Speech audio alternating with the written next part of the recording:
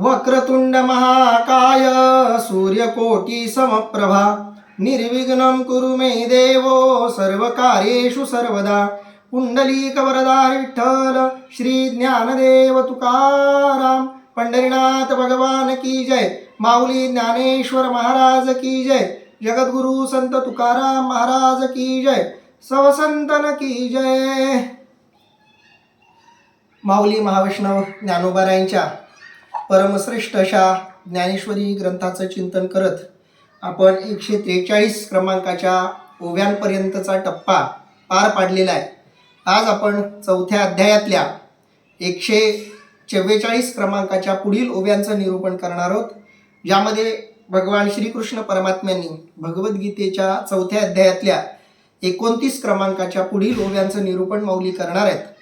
आपण मागच्या काही दिवसांपासून बघतोय की यज्ञाचे वेगवेगळे प्रकार सांगून भगवंताला प्राप्त होणाऱ्या, परमात्म्याला प्राप्त होणाऱ्या जीवात्म्यांच्या वेगवेगळ्या साधना पद्धतींचा विचार, साधना पद्धतींच्या सगळ्या स्पष्टीकरणावर माऊली निरूपण करताना आपल्याला दिसत आहेत, ज्यामध्ये पंचयज्ञाचंही निरूपण भगवंतानं माऊलींनी केलं. आज आपण भगवंताच्या परमात्म्याच्या प्राप्तीसाठी जीवांनी साधकांनी केलेल्या अन्य काही योग प्रकारांचं निरूपण करणार आहोत, ज्यामध्ये भगवान श्रीकृष्ण परमात्मा म्हणतायत, अपाने जुह्वति प्राणम प्राणे पानम तथा परे पाणापानगती रुद्ध्वा प्राणायाम परायणाः.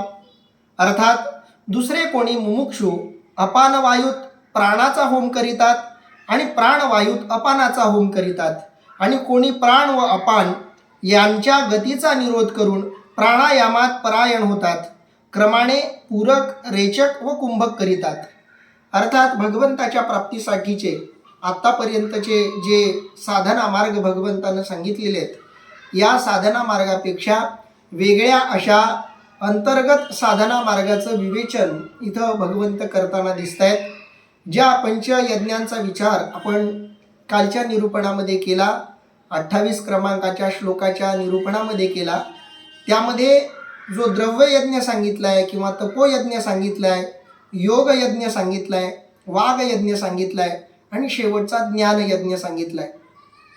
यातला जो ज्ञानयज्ञ आहे, या यज्ञाचा अपवाद वगळता अन्य 4 यज्ञांचा जो मार्ग आहे, या साधना पद्धती आहेत, त्या बाहेरून आतमध्ये येणाऱ्या साधना पद्धती आहेत. म्हणजे भौतिकतेकडून अभौतिकतेकडं, लौकिकाकडून अलौकिकाकडं, बाह्य जगतातून अंतःजगताकडं, बाह्य दिशांमधून आतल्या दिशेकडं जाणारा हा प्रवास आहे. परंतु या 4ही यज्ञाचा जो विचार आहे तो बाहेरून आत जाणारा मार्ग आहे. पण आज भगवंत ज्या निरूपणाकडे वळतायत तो अंतर्गत साधनेचा विषय आहे. म्हणून हा विषय थोडासा नीट आपल्याला समजून घ्यावा लागेल. खरं तर हा ज्याला आपण योग मार्ग म्हणतो, त्या योग मार्गाचं निरूपण इथं माऊलींनी 2 ओव्यांमध्ये केलेलं आहे, आणि या 2 ओव्यांमधून योग मार्गातल्या 3 पद्धतींचं वर्णन इथं माऊलींनी केलेलं आहे. भगवंतांनी सुद्धा या 3 पद्धतींचं वर्णन केलं आहे. पतंजली योगसूत्रामध्ये थोड्याशा गहन पद्धतीनं या विषयाचं निरूपण केलं आहे. स्वतः ज्ञानोबारायांनी सुद्धा 6व्या अध्यायामध्ये या मार्गाचं, या पद्धतीचं विस्तारानं विवेचन केलेलं आहे, अर्जुनाच्या आग्रहावरूनच. कारण हा विषय अनेक साधकांसाठी जिज्ञासेचा आणि कुतूहलाचा विषय आहे. कारण या साधना मार्गातून वेगवेगळ्या रिद्धी सिद्धी, वेगवेगळ्या शक्ती, अलौकिक अशा शक्ती साधकाला प्राप्त होऊ शकतात. शरीरामधली जी अत्युच्च शक्ती आहे, शरीरामध्ये दडलेली जी अशारीरिक शक्ती आहे, त्या अशारीर शक्तीचं स्वरूप आणि त्या अशारीर शक्तीच्या जागृतीचा मार्ग या श्लोकामधून भगवंतानं सांगितलेला आहे. हठयोगामध्ये किंवा योग मार्गामध्ये 3 प्रकारच्या साधना पद्धती सांगितलेल्या आहेत. या साधना पद्धती श्वासाच्या नियमनापासून सुरू होतात. भौतिक मार्ग श्वासाच्या एकाग्रतेवर येऊन थांबतात. शेवटी प्रत्येकाला ज्या अवस्थेला पोहोचायचं आहे ती अवस्था सुद्धा श्वासाच्या एकाग्रतेच्या नंतरच प्राप्त होते. तुम्ही नामस्मरण करा, दानधर्म करा, तीर्थयात्रा करा किंवा अन्य कोणत्याही साधना करा, त्या साधनेतून अंतिम हेतुतः जे आपल्याला साध्य करायचं आहे ते आहे श्वासावरचं नियंत्रण. आणि श्वासापासून हा श्वास आणि शरीर यांना जोडणारा जो पलीकडचा धागा आहे, ज्याला आपण परमात्म्याचा धागा म्हणतो, त्या धाग्याला जोडणारा जो महत्त्वाचा भाग आहे तो म्हणजे श्वास. कारण शरीर आणि आत्मा या 2 गोष्टी श्वास नावाच्या धाग्यानं जोडलेल्या आहेत. भलेही हा धागा नाजूक आहे, परंतु नाजूक असला तरी या नाजूक धाग्यानेच शरीर आणि आत्मा एकमेकांशी जोडले गेलेले आहेत. ज्या दिवशी हा श्वासाचा धागा तुटेल त्या दिवशी शरीर आणि आत्मा यांचा संबंध पूर्णपणे तुटून जाईल. आणि म्हणून ज्याला आत्म्यातून परमात्म्यात प्रवेश करायचा आहे किंवा शरीरातून आत्म्यात प्रवेश करायचा आहे तर त्यांनी आपल्या श्वासाच्या धाग्यावर नियंत्रण ठेवलं पाहिजे. श्वासावर लक्ष केंद्रित केलं पाहिजे. अनेक जणांचं गणित इथंच चुकतं की ते भौतिक साधना करत करत भौतिकतेमध्येच रमतात. अभौतिक आणि अंतरंग अशा साधनेकडं ते वळतच नाहीत. आणि जे बाह्य साधनेमध्ये रमून बाह्य साधनेमध्येच आयुष्य संपवतात त्यांना पुन्हा जन्म घेऊन आंतरिक साधनेकडं वळावं लागतं. म्हणून साधना भौतिक जरी असली तरी तिचा अंतिम प्रवेश, तिचा अंतिम मुक्काम अंतरंग साधनेमध्ये झाला पाहिजे. म्हणून ज्या तपाचं वर्णन आतापर्यंत माऊलींनी केलं, भगवंतानं केलं, या बाह्य तपामध्ये ज्या तपाचं वर्णन इथून पुढं भगवंत करणार आहेत त्या अंतःतपाचं, अंतरंग तपाचं किंवा अंतरंग योगाचंही महत्त्व तितकंच अधिक असल्याचं आपल्या लक्षात येईल. आणि म्हणून या शरीराला आत्म्याशी म्हणजेच आत्म्याला परमात्म्याशी जर जोडायचं असेल तर आपल्याला श्वासावर नियंत्रण प्रस्थापित करावं लागेल. नामस्मरण करूनही तुम्हाला श्वासावर नियंत्रण प्रस्थापित करता येऊ शकतं. एकच गोष्ट तुम्ही जेव्हा वारंवार करता तेव्हा आपोआपच एकाग्रता साध्य होते. एकाग्रतेतून आपोआपच श्वासावर नियंत्रण प्रस्थापित होतं. श्वासावरचं नियंत्रण आपोआपच एकाग्रतेकडे नेतं. एकाग्रतेतून आपोआपच ध्यान घडतं. ध्यानातून आपोआपच आत्म्याचा परमात्म्याशी संयोग घडतो. आणि हा संयोग कालाच्या दृष्टीनं वाढला की तीच समाधी असते, तोच समाधीचा अनुभव असतो. या सगळ्या टप्प्यामधून जाता जाता माऊलींनी, भगवंतांनी आता बाह्य साधनेतून अंतःसाधनेचा जो मार्ग आहे तो इथं सांगितलेला आहे.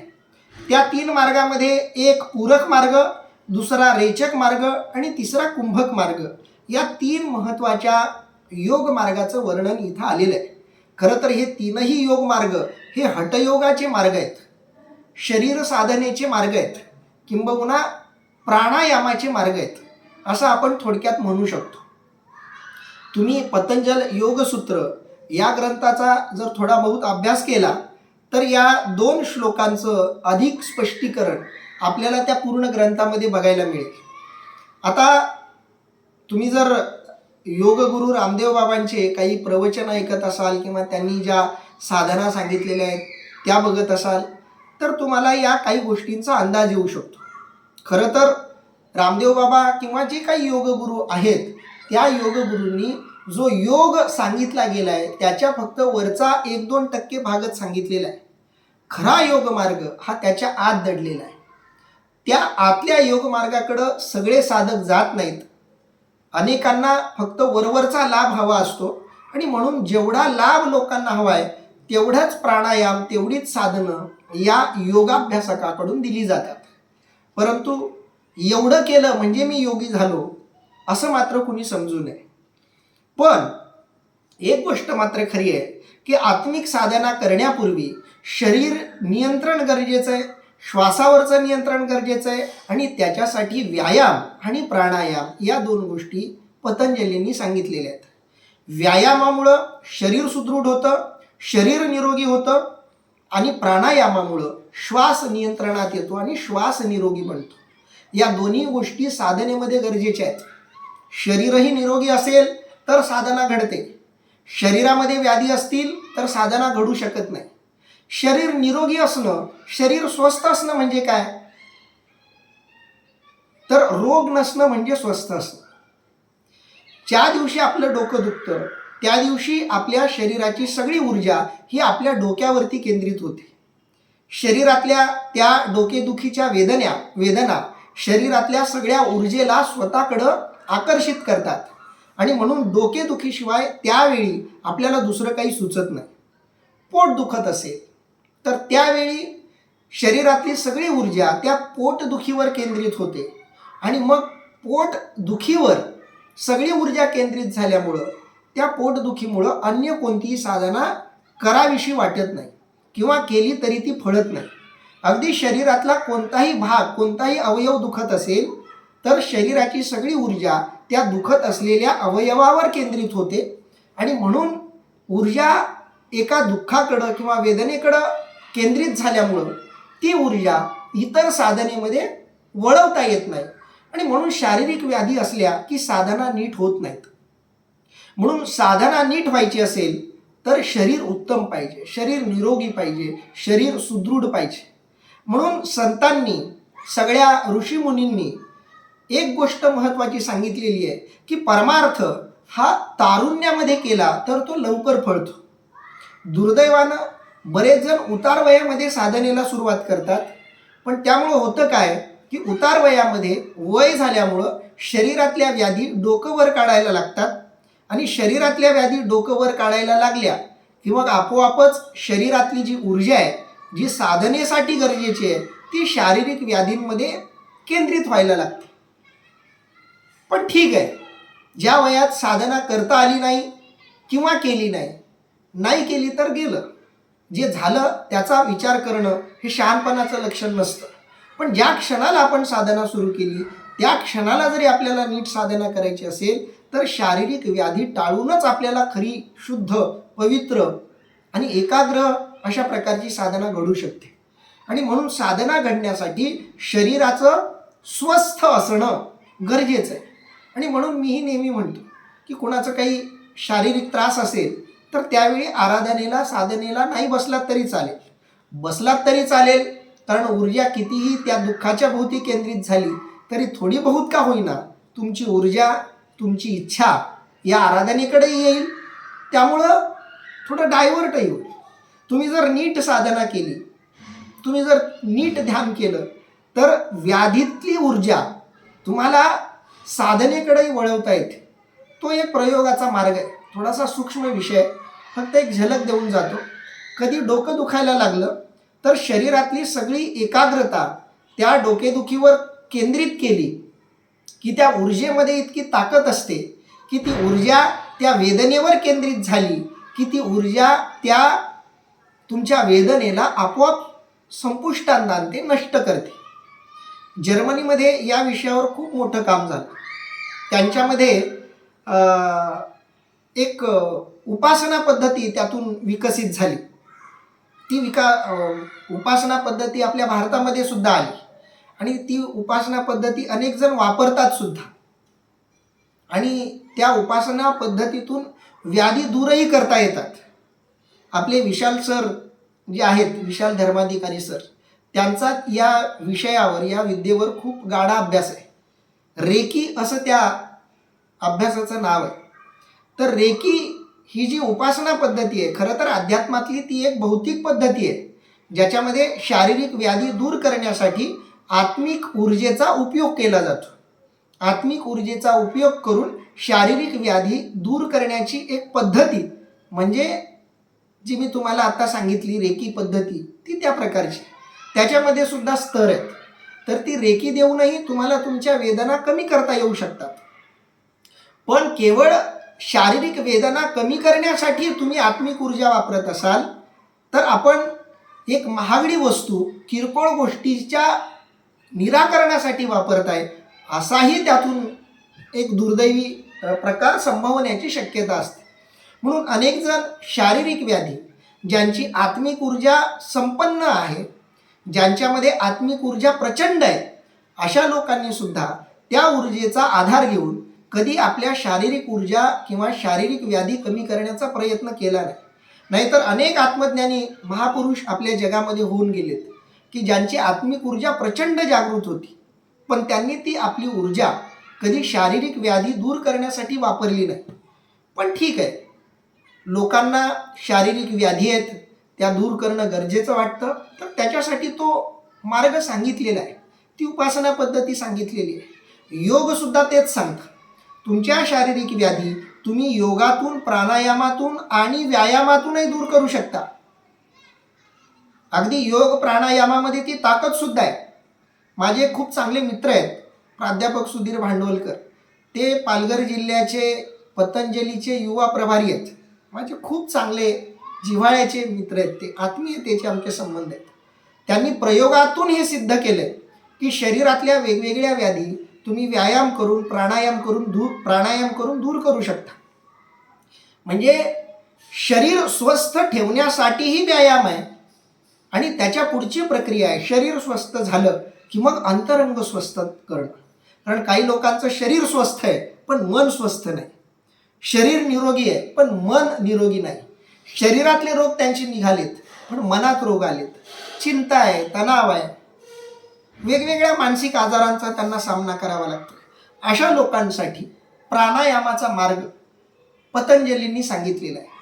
ज्ञानोबारायांचा व्यक्तिगत विचार केला तर ज्ञानोबाराय हे स्वतः योग गुरु आहेत. योग सूत्राचा ज्ञानोबारायांचा चांगला अभ्यास आहे. ज्ञानोबाराय स्वतः योगी आहेत, म्हणून ज्ञानोबारायांचा व्यक्तिशः आवडीचा हा विषय आहे. ज्ञानोबाराय भक्ती मार्गाला पोहोचले असले, ज्ञानोबाराय परमात्मा अवस्थेला पोहोचले असले तरी या अवस्थेला पोहोचण्याचा त्यांचा जो मार्ग आहे तो योग मार्ग आहे. कारण भारतीय तत्वज्ञानामध्ये, भारतीय साधना परंपरेमध्ये नाथ परंपरेनं हा योग मार्ग अधिक समृद्ध करण्याचा प्रयत्न केलेला आहे. ज्या नवनाथांचा उल्लेख नवनाथ कथा सारामृतामध्ये येतो त्या सर्व नवनाथांनी आणि इतरही नाथांनी योग मार्गाच्या प्रक्रियेद्वाराच आत्म अवस्था किंवा परमात्म रूपता साध्य केलेली आपल्याला दिसते. भगवान श्री दत्तात्रेयांनी याच साधना मार्गाचा विचार मांडलेला आहे. भगवान शंकर परमात्म्यांनी सुद्धा या योग मार्गाचा अवलंब केलेला आहे आणि या मार्गानेही तुम्हाला परमात्मा अवस्थेपर्यंत जाता येतं. ज्ञानोबाराय हे स्वतः नाथ पंथामधून आलेले आहेत. कारण ज्ञानोबारायांचे गुरु निवृत्तीनाथ महाराज हे सुद्धा नाथपंथी साधू आहेत. आदिनाथ गुरु सकळ सिद्धांचा मच्छिंद्रतयाचा मुख्य शिष्य. मच्छिंद्राने बोध गोरक्षासी केला, गोरक्ष ओळला गहिनी प्रती, गहिनी प्रसादे निवृत्ती दातारा, ज्ञानदेवा सार चुजविले. ही ज्ञानोबारायांची परंपरा बघितली तर भगवान श्रीकृष्ण, भगवान शंकर परमात्म्यापासून मच्छिंद्रनाथाकडून गोरक्षनाथाकडं, गोरक्षनाथांकडून गहिनीनाथांकडं, गहिनीनाथांकडून निवृत्तीनाथांकडं आणि निवृत्तीनाथांकडून ज्ञानोबारायांकडं ही योगाची परंपरा आलेली आपल्याला दिसते. आणि ही सगळी योगाची जी परंपरा आहे ती योग परंपरा ही शारीरिक स्वास्थ्यानंतर प्राणायाम अन्य आणि इतर मार्गांनी आत्मिक शुद्धी करून आत्म्याचं परमात्म्यामध्ये विलिनीकरण ही सगळी योग प्रक्रिया आहे. ज्ञानोबारायांचा व्यक्तिगत हा आवडीचा विषय आहे. ज्ञानेश्वरीचा बारीक अभ्यास केला तर वेगवेगळ्या ठिकाणी ज्ञानोबारायांच्या अंतःकरणातली ही योग प्रक्रिया, त्यांच्या आवडीचा विषय वेगवेगळ्या ठिकाणी ज्ञानोबारायांनी मांडलेला आपल्याला दिसतो. म्हणून इथं सुद्धा ज्ञानोबारायांनी त्यांच्या आवडीचा जो विषय आहे तो इथं थोडक्यात सांगितलेला आहे. आपण खरं तर या ओव्यांचं आज विस्ताराने निरूपण करणार नाही आहोत, कारण या सगळ्या गोष्टी अतिशय सूक्ष्म आहेत, अतिशय बारीक आहेत. बारीक तपशिलांसह त्याचा विचार करणं गरजेचं आहे. ज्ञानोबारायांनी 6व्या अध्यायात त्या सगळ्यांचा तपशीलवार विचार केलेला आहे, म्हणून तिथं आपण पुन्हा याचा विस्ताराने विचार करणार आहोत. पण आज आपण त्या विषयाची फक्त हिंट, सूचना किंवा फक्त उद्घोष करणार आहोत, फक्त प्रास्ताविक करणार आहोत. त्यामध्ये भगवंत म्हणतायत की पूरक, रेचक आणि कुंभक या 3 मार्गानं सुद्धा अनेक योगीजन आत्मतत्वाला पोहोचतात किंवा परमात्म तत्वाला पोहोचतात. या श्लोकाचं माऊली काय निरूपण करतायत ते आता आपण बघूयात. माऊली म्हणतायत, मग अपानाग्नीचे निमुखी प्राणद्रव्ये देखी हवन केले एकी अभ्यास योगे. अर्थात आणखी असे पहा, कोणी अभ्यासाच्या योगाने अपान वायुरूप अग्नीत प्राणवायुरूप द्रव्याचे हवन करीतात. या उपासना पद्धतीला पूरक मार्ग असं म्हटलं जातं. उपासना पद्धतीतला योग मार्गातला हा सगळ्यात पहिला प्राथमिक स्तर आहे. प्राथमिक पद्धतीची ही साधना आहे, ज्याच्यामध्ये अपान अग्नी जो आहे, त्याच्यामध्ये प्राणद्रव्य जो आहे त्याचं समर्पण केलं जातं आणि याच्यासाठी अभ्यास योग आहे. अभ्यास करूनच ते शक्य होतं. आपल्या शरीरामध्ये जो अपान वायू आहे, अपान वायू म्हणजे शरीरातला जो नकारात्मक वायू आहे, जो दूषित अशा प्रकारचा वायू आहे, त्या अपानाग्नीचे निमुखी प्राणद्रव्ये देखी आणि त्याच्यामध्ये प्राणद्रव्याचा हवन करणं कशानं, तर अभ्यास योगे. एक अपानो प्राणी अर्पिती एक दोहितेही निरुंधिती ते प्राणायामी म्हणती पांडुकुमारा. पुढच्या दोन पद्धतीचं इथं माऊलींनी वर्णन केलंय. हे पांडुकुमारा, कोणी अपान वायू प्राणवायूत मिळवितात आणि कोणी दोनही वायूंचा निरोध करीतात, त्यांना प्राणायामी असं म्हटलं जातं. म्हणजे अपान वायूमध्ये प्राणवायूची आहुती किंवा प्राणवायूमध्ये अपान वायूची आहुती, हे दोनही वायू शरीराला जगण्यासाठी गरजेचे. यातल्या एका वायूमध्ये दुसऱ्या वायूचं समर्पण किंवा दुसऱ्या वायूमध्ये पहिल्या वायूचं समर्पण, म्हणजे अपान वायूमध्ये प्राणवायूची आहुती किंवा प्राणवायूमध्ये अपान वायूची आहुती, किंवा तिसरा जो प्रकार आहे त्यामध्ये दोनही वायूंचा निरोध करून प्राणायामामध्ये अर्थात तिसऱ्या वायूमध्ये एकाग्रता साधणं, ज्याला कुंभक असं म्हटलं जातं. त्यामुळं पूरक ज्याच्यामध्ये प्राणाग्नी अपान वायूमध्ये हवन केलं जातं. दुसरा प्रकार रेचक, ज्याच्यामध्ये अपान वायूचं प्राणवायूमध्ये समर्पण केलं जातं किंवा हवन केलं जातं. आणि तिसरा, या दोघांचंही हवन करून प्राणावरती नियंत्रण प्रस्थापित केलं जातं, ज्याला कुंभक म्हटलं जातं. तर या तीनही साधना मार्गाच्या द्वारा अनेक जण आत्मस्वरूपाला म्हणजेच परमात्म स्वरूपाला पोहोचतात. आपण पुढं जाऊया. पुढं माऊली भगवंत काय म्हणतायत बघा. अपरे नियताहाराः प्राणान प्राणेषु जुह्वति सर्वेप्येते यज्ञविदो यज्ञ क्षपित कल्मषः. अर्थात दुसरे कित्येक परिमित आहार करणारे प्राणांच्या ठाई प्राणांचा यज्ञ करीतात. हे सर्वही यज्ञाला जाणणारे यज्ञानुष्ठान करून पापाचा क्षय केलेले असे होतात, म्हणजेच यज्ञाने निष्पाप होतात. अर्थात या तीन मार्गाशिवाय अन्य मार्गानेही भगवंताची प्राप्ती करून घेता येते. भगवंताच्या प्राप्तीचे अनेक मार्ग योग यज्ञ या रूपकाच्या माध्यमातून माऊलींनी स्पष्ट करून सांगितलेले आहेत. रूपक यज्ञाचंच वापरलंय, पण या यज्ञाच्याच रूपकाला सगळ्या साधना मार्गाच्या पद्धती वापरून लावून एक सुंदर असं यज्ञाचं रूपक माऊलींनी मांडलंय. हे यज्ञ एक प्रकारचे नाही, अनेक प्रकारची यज्ञ, अनेक प्रकारच्या साधना पद्धती माऊलींनी सुंदर पद्धतीनं एकाच यज्ञ रूपकाच्या भोवती गुंफलेल्या आहेत. आणि त्याचं वर्णन करताना पुढं माऊली म्हणतायत, एक वज्र योग क्रमे सर्वाहार संयमे प्राणी प्राणू संभ्रमे हवन करीती. अर्थात कोणी हठयोगाच्या पद्धतीने सर्व आहाराचा संयम करून प्राणांच्या ठिकाणी त्वरेने प्राणांचे हवन करीतात. अनेक जण उपवास करतात. उपवास करण्यामागचं शास्त्रीय कारण काय?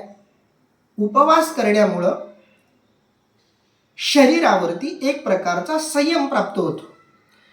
खरं तर उपवास ही हठयोगातली पद्धती आहे. शरीराला जे हवं असतं ते जर तुम्ही शरीराला नाही दिलं तर शरीरातली जी ऊर्जा आहे ती आपोआपच कॉन्शियस व्हायला लागते, एकाग्र व्हायला लागते. कारण एक साधा स्वभाव धर्म आहे प्रत्येक प्राण्याचा, तसा प्रत्येक इंद्रियांचा सुद्धा. तुम्ही एखाद्या प्राण्याला सुद्धा नियमितपणे जेवण देत जा, तर तुमच्या जेवण देण्याच्या प्रक्रियेला कोणत्याही प्रकारची किंमत त्या प्राण्याच्या नजरेत नसते. म्हणजे तुम्ही कुत्रा पाळलाय आणि त्या कुत्र्याला तुम्ही रोज वेळेमध्ये जेवण देताय, तर एक वेळ अशी येते की तुम्ही नियमितपणे जेवण त्या वेळेत दिल्यामुळं कुत्र्याला तुमची वेळेत जेवण देण्याची जी प्रक्रिया आहे त्याची किंमत वाटेनाशी होते. पण एक दिवस तुम्ही जर त्या कुत्र्याला त्याच्या वेळेत जेवण दिलं नाही आणि त्याला भूक लागली की मग तेच कुत्रं विशेष लक्ष देऊन तुमच्या त्या क्रियेची वाट बघायला लागतं. तुम्ही ती क्रिया करावी अशी अपेक्षा करायला लागतं. तरीही ती अपेक्षा पूर्ण नाही झाली तर ती गयावया करायला लागतं. गयावया करूनही तुम्ही त्याची ती इच्छा पूर्ण केली नाही तर ते भुंकायलाही लागतं. अगदी शरीराचंही तसंच आहे. शरीराला जी गोष्ट लागते ती तुम्ही वेळोवेळी देत गेलात तर त्या शरीराला किंवा अवयवाला तुमच्या त्या वस्तू पुरवण्याचं महत्त्व वाटेन असं होतं आणि म्हणून शरीराची एकाग्रता भंग पावते. तुम्ही शरीराचं लालून चालून करत गेलात तर शरीर तुम्हाला विसरतं. शरीर तुम्हाला किंमत देणं विसरून जातं. शरीराला तुमची अर्थात आत्मतत्वाची, चैतन्याची जाणीव होऊ द्यायची असेल तर इंद्रियांचा खुराक थोड्या वेळासाठी का होईना थांबवला गेला पाहिजे. हा खुराक थांबवण्याची एक वरची प्रक्रिया म्हणजे उपवास. जेवण दररोज आपण देतो, नियमितपणे देतो. जठराग्नीला सवय लागते. जठराग्नीला अन्न मिळालं की मग सगळ्या शरीरात घडणाऱ्या सगळ्या प्रक्रियेला काम लागतं. जेव्हा तुम्ही जेवण थांबवता तेव्हा ती जी एक शृंखला आहे, ती जी एक साखळी आहे, त्या साखळीला तुम्ही छेद देता. त्या छेद देण्यामुळं काय होतं, जठराग्नीसुद्धा कॉन्शियस होतो, एकाग्र होतो. काहीतरी आपल्याला जे नियमितपणे मिळत होतं ते मिळणं थांबलंय अशी जाणीव, अशी भावना शरीरामध्ये निर्माण व्हायला लागते. आणि ती जाणीव तुमच्या आत्मतत्वाला, तुमच्या चैतन्याला त्याच्यापेक्षाही कोणता तरी वरचा आहे ज्याच्या परवानगीशिवाय ही सगळी प्रक्रिया नियमित चालू शकत नाही, हा संदेश त्या पोटाला जातो. आणि पोटाला एकदा तो संदेश गेला की सगळ्या शरीराला तो संदेश जातो. म्हणून या कारणासाठी उपवास महत्त्वाचा आहे. आता बरेच जण उपवास धरतात पण ती प्रक्रिया थांबू देत नाहीत. म्हणजे उपवास धरतात पण खातात तितकंच. तुम्ही तितकंच खात असाल तर तुमची ती शृंखला थांबणार नाही. फक्त तुमचे पदार्थ बदलले एवढंच काहीतरी जास्तीत जास्त घडू शकतं. म्हणून जर तुमच्या उपवास करण्यानं तुम्हाला खरंच काही त्यातून साध्य करायचं असेल तर थोडा दीर्घकाळ उपवास धरणं गरजेचं आहे. किमान इतका वेळ तरी की शरीराला अन्नाचं महत्त्व कळलं पाहिजे एक, आणि अन्न आपल्याला देण्यासाठी कोणती तरी एक ऊर्जा, कोणती तरी एक विचार पद्धती, तिची परवानगी लागणार आहे हे इंद्रियांना कळलं पाहिजे. म्हणून उपवास एकादशीलाच धरावा किंवा पारण्यांच्याच दिवशी धरावा असाही काही नियम नाही. फक्त काहीतरी नियमानं, निमित्तानं लोक उपवास धरतात म्हणून ही एकादशी वगैरे सगळे आपल्या जुन्या लोकांनी टाकून दिलेले आहेत, नियम सांगून दिलेले आहेत. कोणत्या का दिवशी होईना, कोणत्या का नियमानं होईना तुम्ही उपवास केला पाहिजे. कारण त्या उपवासाच्या निमित्तानं तुमची शरीराची एकाग्रता प्रस्थापित व्हायला सुरुवात होते. आणि तो जो मार्ग आहे त्याचं वर्णन इथं माऊली करतायत. एक वज्र योग क्रमे. वज्र योग क्रमे शब्दाचा अर्थ आहे हठयोगाच्या पद्धतीने सर्वाहार संयमे, आहाराचा संयम करणं, शरीराला लागणारं भोजन थांबवणं. भगवान गौतम बुद्धांनी सुद्धा आहार पूर्णपणे त्यागला होता. त्यावेळी भगवान गौतम बुद्धांनी किती प्रकारचा हा हठयोग अवलंबला होता याचं वर्णन आहे की त्यांच्या शरीराची सगळी त्वचा, मांस सगळं जळून गेलेलं होतं. कारण शरीराला तुम्ही जेवण नाही दिलं की जठराग्नी तुमचं मांस खायला लागतं. म्हणून जे खूप बारकाईनं विचार करणारे आहेत ते असं म्हणतात की उपवास म्हणजे मांसाहार आहे. आता हे वाक्य थोडं भडक वाटू शकतं, पण तुमच्या शरीराला जर तुम्ही आहार नाही दिला तर तुमचा जठराग्नी तुमच्या शरीरातली चरबी खायला सुरुवात करतो. चरबी खाऊनही या जठराग्नीला काहीच खायला मिळालं नाही तर मग या शरीरामध्ये हाडाच्या आजूबाजूला असलेली जी वेगवेगळी द्रव्ये आहेत ती जठराग्नी खायला लागते. म्हणून भूक लागली की शरीर शुष्क पडायला लागतं, तहान लागली की शरीर शुष्क पडायला लागतं, कोरडेपणा जाणवायला लागतो. का कोरडेपणा जाणवायला लागतो? तर जठराग्नी प्रज्वलित झालेला आहे आणि त्याला जर तुम्ही काही आहुती नाही दिली तर तो जठराग्नी शरीरातून आजूबाजूला जे मिळेल ते खायला लागतो. आणि म्हणून गौतम बुद्धांनी तो प्रयोग करून बघितला. हठयोगी हा प्रयोग करतात. तुम्ही कोणत्याही हठयोगी माणसाला, साधूला बघितलं तर त्यांची शरीरं सगळी अशी सडपातळ झालेली तुम्हाला दिसतील. अशी सडपातळ शरीराची लोक मरत नाहीत, कारण एकदा जठराग्नीला कोणत्याही प्रकारचं खाद्य मिळणं बंद झालं की ते केवळ श्वासावर जगायला लागतं. भागवत गीता रहस्यामध्ये म्हणजे श्रीमद भागवतामध्ये जिथं नारदांचं आणि ध्रुव बाळाचं चरित्र आहे, तिथं सुद्धा ध्रुव बाळानं केलेल्या योगपत प्रक्रियेचं वर्णन आलंय. त्या योग प्रक्रियेमध्ये सुद्धा असं सांगितलंय की सुरुवातीच्या दिवसामध्ये 3 वेळा अन्न जे खात होते त्यात 1 वेळा अन्न घेणं, त्याच्यानंतर दिवसभरात एकदा पाणी ग्रहण करणं, त्यानंतर दिवसभरात एकदा श्वास घेणं, त्याच्यानंतर महिन्याभरात एकदा श्वास घेणं, अशी प्रक्रिया करून ध्रुव बाळानं भगवंताची प्राप्ती केली. अशा प्रकारचं खूप बारकाईनं वर्णन तिथं केलं. हठयोगामध्ये याच प्रकारची साधना केली जाते. भगवान गौतम बुद्धांनी सुद्धा सुरुवातीला आहाराचा त्याग केला, मग पाण्याचा त्याग केला. मग त्यांच्या बरोबरीला जे शिष्य होते ते खूप मानायला लागले बुद्धांना, कारण अशा हठयोगी लोकांना समाज लवकर भुलतो, त्यांचा चमत्कार लोकांना सहज पटायला लागतो. आणि त्यामुळं गौतम बुद्धांचं काय झालं, शरीरातली चरबी संपली आणि मग नुसती हाडं दिसायला लागली आणि शेवटी तर हाडावर नुसतं कातडं चिकटले अशी परिस्थिती झाली. पण एवढं करूनही जेव्हा आत्मज्ञान झालं नाही, बोध झाला नाही, तेव्हा एका स्त्रीनं दिलेलं अन्न भगवान गौतम बुद्धांनी ग्रहण केलं आणि त्या दिवशी त्यांच्या 5 शिष्यांनी त्यांना सोडून दिलं आणि ते निघून गेले आणि गौतम भ्रष्ट झाला अशी सगळीकडं बातमी त्यांनी पसरवली वगैरे. तो विषय आहे, आपल्याला त्यात जायचं नाही. पण एक गोष्ट तिथली आपल्यासाठी महत्त्वाची आहे, ती म्हणजे काही हठयोगी लोकांनी सर्वाहार संयम आहे, सगळ्या प्रकारच्या आहारावर संयम मिळवलेला आहे. आहार म्हणजे सगळ्यात आधी जे काही तुम्ही जेवण करता, जेवणानंतर फळं खाता, त्याच्यानंतर पाणी वगैरे पिता, या सगळ्या गोष्टींचा ज्यानं संयम केला.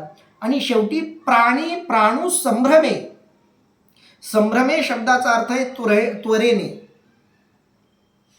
हवन करीती. आणि या पद्धतीनेही काही जण प्राणांच्या ठिकाणी त्वरेने प्राणांचं हवन करायला लागतात. शरीरावर संयम मिळवून, शरीरात असलेल्या या श्वासावर संयम मिळवून, याही मार्गानं काही हठयोगी साधना मार्गातून आत्मतत्वाला उपलब्ध होतात असं भगवंत सांगतायत. पुढं माऊली म्हणतायत, ऐसे मोक्ष काम सकळ समस्त हे यजनशीळ जी यज्ञद्वारा मनोमळ शाळन केले. अर्थात अशा प्रकारे हे सर्व यज्ञ करते मोक्षाची इच्छा करणारे असून त्यांनी या यज्ञाद्वारे आपले मनोमळ म्हणजे दुर्वासना नष्ट केलेल्या असतात. शरीर निग्रह केला, अन्न निग्रह केला, सर्वाहार संयम केला की आपोआपच मनावर नियंत्रण प्रस्थापित होतं. कारण आपल्या घरामध्ये सुद्धा एखादा कुत्रा जर मुजोर झाला तर त्याची मुजोरी उतरवण्याचा पहिला मार्ग म्हणजे त्याचा खुराक बंद करणं. त्याचा खुराक बंद झाला की आपोआप त्याची मुजोरी कमी व्हायला लागते. जोरजोरात ताकद लावून भुंकणारा कुत्रा खायला वेळेवर नाही मिळालं की आपोआप हळूहळू भुंकायला लागतो आणि एक वेळ अशी येते की त्याचं भुंकणं पूर्णपणे थांबतं. त्याच पद्धतीनं शरीरात जर वेगवेगळ्या वासना निर्माण होत असतील, अवयव त्या वासनांना पूर्ण करण्यासाठी सारखं धडपडत असतील, तर त्या वासनांवर नियंत्रण मिळवण्याचा एक मार्ग हाही आहे की तुम्ही त्या अवयवाला मिळणारा खुराक बंद करायचा. तो खुराक बंद झाल्यावर तो अवयव थोडी धडपड करेल, तळमळ करेल, पण थोड्या वेळानं का होईना, काही काळानं का होईना, हळूहळू त्या इंद्रियावर, त्या अवयवावर तुमचं नियमन, संयमन, नियंत्रण आपोआप प्रस्थापित होतं. अशाही मार्गानं काही जण मोक्ष मार्गापर्यंत पोहोचले. ऐसे मोक्ष काम सकळ समस्त हे यजनशीळ, यजनशीळ शब्दाचा अर्थ यज्ञ करते. अशा प्रकारे यज्ञ करण्याची इच्छा असलेले परमात्म तत्वात विलीन होण्याची इच्छा असणारे अशा वेगवेगळ्या साधकांनी मोक्षाची इच्छा ठेवून अशा वेगवेगळ्या मार्गांनी परमात्म तत्व प्राप्तीची साधना केलेली आहे. जे यज्ञाद्वारा मनोमळ क्षालन केले, ज्यांनी या यज्ञाच्या मार्गाद्वारा मनावरचा मळ, खूप सुंदर शब्द वापरलाय माऊलींनी, मनोमळ. शरीरावरचा मळ आंघोळ केल्यावर धुवून जातो, साबण लावल्यावर शरीरावरचा मळ निघून जातो, पण मनावर लागलेल्या मळाचं काय? तो मनावर लागलेला मळ या संयमानं, या साधनेनं काढता येतो. यज्ञाद्वारा मनोमळ क्षालन केले. क्षालन केले शब्दाचा अर्थ आहे धुतले. मनावरचा मळ काढायचा असेल तर संयम गरजेचा आहे, साधना गरजेची आहे. जया अविद्या जात जाळीता, जे उरले निज स्वभावता, जेथ अग्नी आणि होता उरेची ना. अर्थात सर्व अविद्या म्हणजे अज्ञान जाळून टाकल्यामुळे ज्यांना आपले स्वरूपच स्वभावतः अविष्ट राहते व ज्या ठिकाणी अग्नी आणि यज्ञ करता हा भेदच उरत नाही. जया अविद्या जात जाळीता.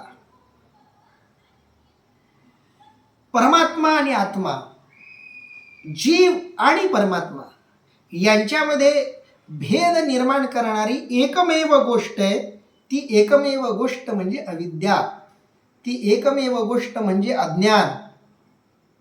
आणि ते अज्ञानच एकदा जळालं, जया अविद्या जात जाळीता, अज्ञान जळालं, जे उरले निज स्वभावता, जे काही मग निज स्वभावता उरेल, स्वाभाविक पद्धतीनं सहज पद्धतीनं जे उरेल, जेथ अग्नी आणि होता उरेची ना. आणि तिथं अग्नी आणि त्या अग्नीत समर्पण करणारा होता, यज्ञ करणाऱ्यासाठी आलेला शब्द होता. या दोन गोष्टी वेगळ्या उरतच नाहीत. पुन्हा एक तेच उदाहरण थोडक्यात देऊन सांगतो. एक राजपुत्र आहे. तो राजपुत्र स्मृतिभ्रंश झाल्यामुळं, मेंदूवर परिणाम झाल्यामुळं म्हणा, मी राजपुत्र आहे हे विसरला. आहे कोण तो? राजपुत्रच आहे, पण डोक्यावर परिणाम काहीतरी झाला म्हणून तो मी राजपुत्र आहे हे विसरला.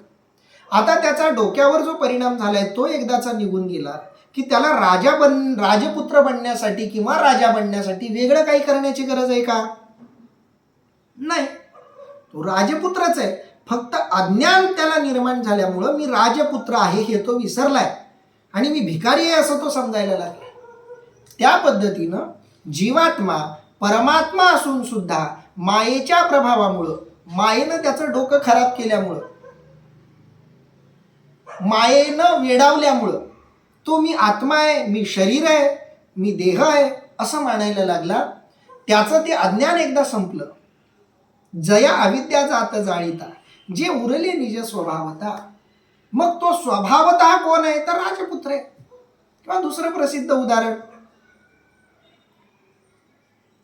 नदी आहे, नदीमध्ये कळशी आहे किंवा माठ आहे, माठामध्ये पुन्हा पाणी आहे.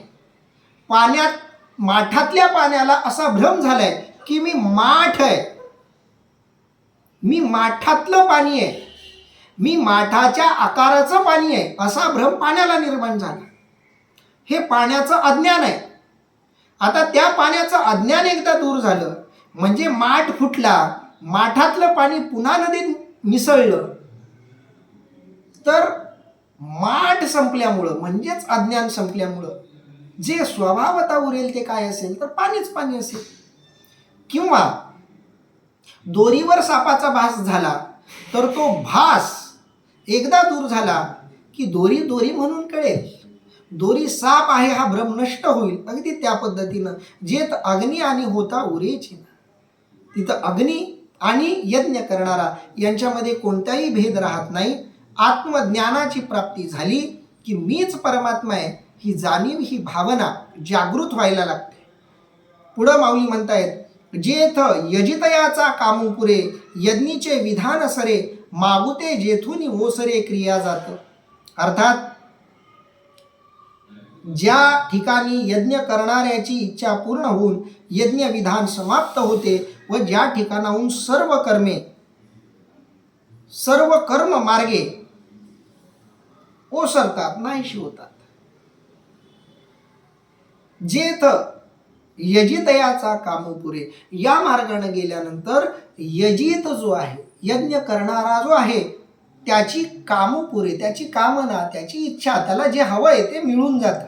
यज्ञीचे विधान सरे, विधान म्हणजे यज्ञविषयक वेदाज्ञा सरे, ज्या कारणासाठी यज्ञ केला गेलाय ते कारण प्राप्त झालं, हेतू पूर्ण झाला की आपोआपच यज्ञीचं विधान म्हणजे यज्ञविषयक वेदाज्ञा आपोआप संपून जाते. मागुते जेथुनी ओसरे क्रिया जात, आणि मग आपोआपच क्रिया जात ओसरायला लागते, क्रिया संपायला लागते. क्रिया क्रिया म्हणून उरतच नाही, जे काही उरतं ते परमात्म तत्व, जे काही उरतं ती परमात्म्याची लीला, क्रीडा आणि क्रिया. आपलं असं वेगळं काहीच उरत नाहीये. विचार जेथ नरिगे, हेतू जेथ न निगे, जे द्वैत दोष संगे सिंपेची ना.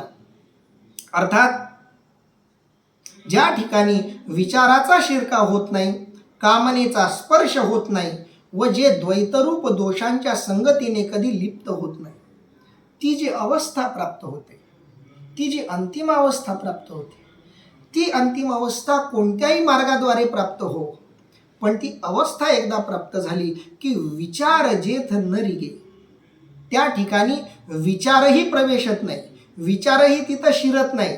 हेतू जेथ न निगे, पुन्हा काही मिळवायची इच्छाही तिथं होत नाही, कामनाही संपून जाते, काही मिळवायची इच्छाच राहत नाही, काही दिलं तरी घ्यायची इच्छा राहत नाही, मागायची तर होतच नाही इच्छा, पण कुणी स्वतःहून द्यायला आला तरी त्याच्याकडून काही घ्यावं अशी इच्छा राहत नाही. हेतू जेथ न निगे, जे द्वैत दोष संगे सिंपेची ना, द्वैताचा जो दोष आहे त्याच्या संगतीनं जो सिंपेचिना, सिंपेचिना म्हणजे स्पर्शच होत नाही, ज्याला द्वैत दोषाच्या संगतीचा स्पर्श होत नाही, जो अद्वैत अवस्थेला प्राप्त झालाय, जो मीच देव आहे या अनुभूतीला प्राप्त झालाय, जो मी ईश्वर रूप आहे असं मानतो, त्याला कोणत्याही प्रकारचे विषय, कोणत्या प्रकारची वासना स्पर्श करत नाही. जर वासना स्पर्श करते तर समजायचं तो अजूनही देवत्वाला उपलब्ध झालेला नाही. असे अनेक जण आपण बघतो, जे बोलायला बोलतात, सांगायला सांगतात की मी देव आहे, मी देवाचा अवतार आहे, मी देवाच्या अवस्थेला पोचलेलो आहे, असं बोलणाऱ्याचं फक्त मानसिक आणि भौतिक आचरण तपासावं.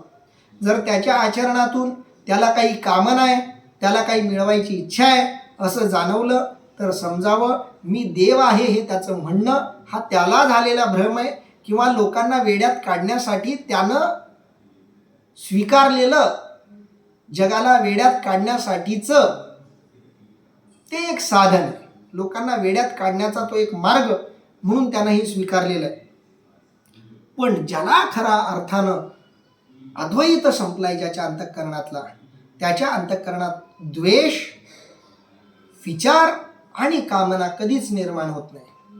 पुढे भगवंत काय म्हणतायत बघा, यज्ञशिष्टामृत भोजो यान्ति ब्रह्म सनातनम, नायम लोकोस्त्य यज्ञस्य कुतोन्य कुरु सत्तम.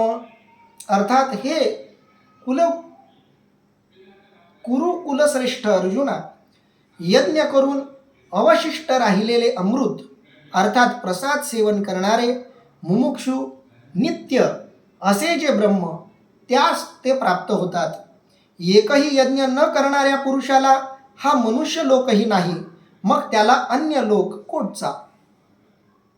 इथं भगवंतानी वेगवेगळ्या साधना मार्गाचा अवलंब करून त्या एकाच अवस्थेला, एकाच मुक्कामाला पोहोचणाऱ्या त्या प्रवासाचं, त्या प्रवाशांचं आणि त्या प्रवासातून त्यांना मिळणाऱ्या मुक्कामाचं, या सगळ्याचं विस्तारानं वर्णन केलं. पण जी लोक प्रवासच करत नाहीत, जी लोक प्रवासाला निघतच नाहीत, जे मुक्कामाला पोहोचतच नाहीत, त्यांची होणारी दुर्गती, त्यांची होणारी दुर्दशासुद्धा इथं भगवंतांनी सांगितलेली आहे. माऊली याचं वर्णन काय करतात ते आपण बघूया. ऐसे अनादिसिद्ध चोखट जे ज्ञान यज्ञावशिष्ट ते सेविती ब्रह्मनिष्ठ ब्रह्माहम मंत्रे. अर्थात असे अनादिसिद्ध शुद्ध व ज्ञानयज्ञावशिष्ट जे ब्रह्म, ते ब्रह्मनिष्ठ पुरुष अहम ब्रह्मास्मी अर्थात मी ब्रह्म आहे या मंत्राने सेवन करतात, अर्थात ब्रह्मरूप होतात. ऐसे अनादिसिद्ध चोखट, चोखट शब्दाचा अर्थ आहे शुद्ध, असा हा अनादिसिद्ध चोखट मार्ग आहे. कित्येक काळापासून हा मार्ग चालत आलेला आहे.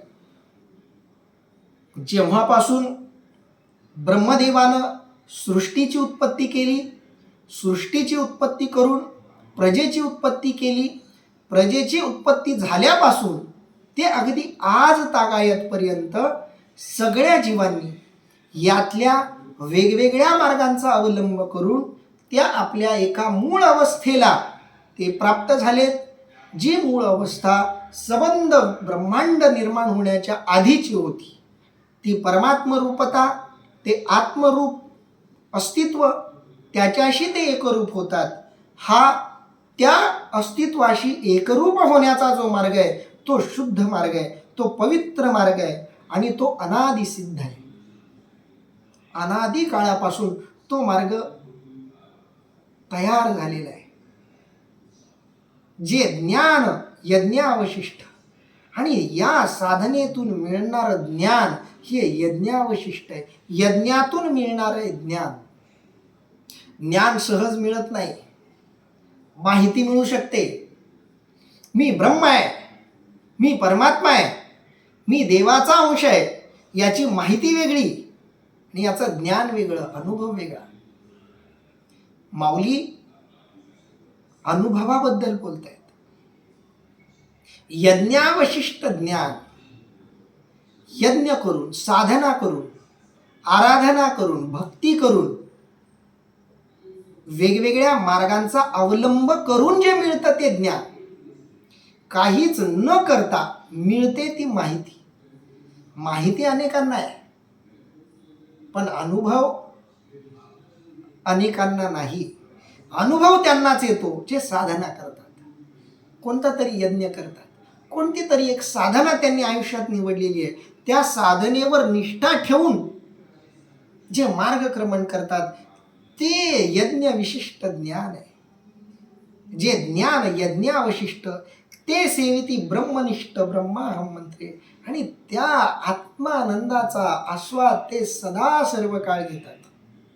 जे सेविती ब्रह्मनिष्ठ, जे ब्रह्मनिष्ठ आहेत, ज्यांची निष्ठा आता केवळ ब्रह्मतत्वाशी जुळलेली आहे, ते ब्रह्म झालेले आहेत. आणि ब्रह्माहम मंत्रे, अहम ब्रह्मास्मी या मंत्रानं ते त्या ब्रह्मरसाचा आनंद घेत असतात. ब्रह्मरस घेई काढा तेने पिढा वारेल. ब्रह्मरसाचा काढा घेतला की सगळ्या पिढा संपतात. मी ब्रह्म आहे याची एकदा अनुभूती आली की त्या अनुभूतीमध्ये ते सदा सर्व काळ रममान होतात. ऐसे शेषामृते झाले की अमर्त्या भावा आले, म्हणून ब्रह्म ते झाले अनायासे. अर्थात अशा तऱ्हेने यज्ञ शेषामृताने तृप्त झालेले ते अमर होऊन सहजच ब्रह्मरूप होतात. अर्थात त्या अवस्थेला पोहोचल्यावर ऐसे शेषामृते झाले, अशा जे अमृत उरले आत्मज्ञानाचं, त्याच्यामध्ये ज्यांनी आंघोळ केलेली आहे की अमर्त्य भाव आले, ते आपोआपच अमर्त्य भाव म्हणजे अमरत्वाला पोहोचले. त्यांना आता मरण नाही. म्हणून ब्रह्म ते झाले अनायासे, कारण ते ब्रह्म झाले. पाणी पाण्यात विलीन झालं, लाटा तरंग पाण्यात विलीन झाले, तसं तो जीवात्मा ब्रह्मतत्वात विलीन झाला. एरा विरक्ती माळ न घालीची, जया संयमाग्नीची सेवा न घडेची, जे योग यागून न करीतीची जन्मले साते. आता जे एक ह्यातलं काहीच करत नाहीत त्यांचं वर्णन माऊली करतायत. याहून जे इतर, ज्यांना विरक्ती कधीच माळ घालत नाही, ज्यांना वैराग्य नसते, ज्यांना संयमरूपी अग्नीची सेवा कधीच घडत नाही व जन्माला आल्यापासून जे योग कधीच करत नाहीत, जे या सगळ्या मार्गाच्या विरुद्ध आहेत, यातलं काहीच करत नाहीत, पंचयज्ञ करत नाहीत, कुंभक रेचक यातलंही काही करत नाहीत, कर्ममार्गही करत नाहीत, कोणत्याही मार्गाचा अवलंबन न करणारे, त्यांना एरा विरक्ती माळ न घालायची, त्यांना वैराग्य येतच नाही. जया संयमाग्नीची सेवा न घडे, त्यांना संयम रूपी अग्नीची सेवाच घडत नाही. ते कधी संयम ठेवतच नाहीत. जे योग यागू न करी तिची जन्मले साथे, हे न करताच ते जन्मलेत. ते यातलं काहीच करत नाहीत. जनावरात, प्राण्यात आणि यांच्यात काही फरक नाही. प्राणी तेच करतात, माणसाच्या जन्माला येऊन तेही हेच करतात. जयाचे ऐहिक धड नाही, तयाचे परत्र पुससी काही, म्हणून असो हे गोठी पाही पंडुकुमारा. अर्थात ज्यांना ऐहिक सुखही धड मिळत नाही, त्यांच्या परलोक सुखाविषयी काय विचारतोयस. म्हणून हे अर्जुना, असे पहा, त्यांच्याविषयी गोष्टच बोलले नको. ज्याला या लोकामध्येच सुख मिळालं नाही, ज्याला या जन्मामध्येच संयम कळाला नाही, ज्याला या जन्मामध्येच विरक्ती कळली नाही, ज्यानं या जन्मामध्ये शरीराच्या लालून चालूनाच्या पलीकडं काही केलेलंच नाही, ज्याला शरीराच्या पलीकडचं काही दिसतच नाही, ज्याला आत्मतत्वही स्वीकारावंसं वाटत नाही, ज्याचा विचार, ज्याचं जगणं, वागणं, बोलणं सगळं ऐहिक आणि भौतिक आहे, असा निव्वळ जडवादी, असा निव्वळ भौतिकवादी हा या जन्मात तर दुःखी आहेच आहे. जयाचे ऐहिक धड नाही. भौतिक वादाचा स्वीकार करून, जडवादाचा स्वीकार करून कोणत्याही प्रकारचं भौतिक सुख सुद्धा मिळत नाही. कोणत्याही भौतिकवाद्याचं उदाहरण घ्या. आजपर्यंतचा कोणताही भौतिकवादी, इहवादी हा सुखी राहिलेला नाही. सुखवादाचा विचार करताना जे जडवादी होऊन गेले, त्या जडवाद्यांना कोणत्याही प्रकारचं ऐहिक सुखसुद्धा लाभलेलं नाही. मग जयाचे ऐहिक धड नाही, तयाचे परत्र पुससी काही, त्याचं परलोकातलं जे गमन आहे त्याच्याबद्दल काय बोलावं. म्हणून असो हे गोठी पायी पंडुकुमारा, त्या लोकांची गोष्ट सोडून दे अर्जुना, असं भगवंत म्हणतायत. इथं आपण थांबूया. राहिलेल्या श्लोकांचं आणि ओव्यांचं चिंतन आणि निरूपण आपण उद्या करूयात. पुंडलिक वरदा हरी विठ्ठल, श्री ज्ञानदेव तुकाराम, पंढरीनाथ भगवान की जय. माऊली ज्ञानेश्वर महाराज की जय. जगद्गुरु संत तुकाराम महाराज की जय. सव संतन की जय.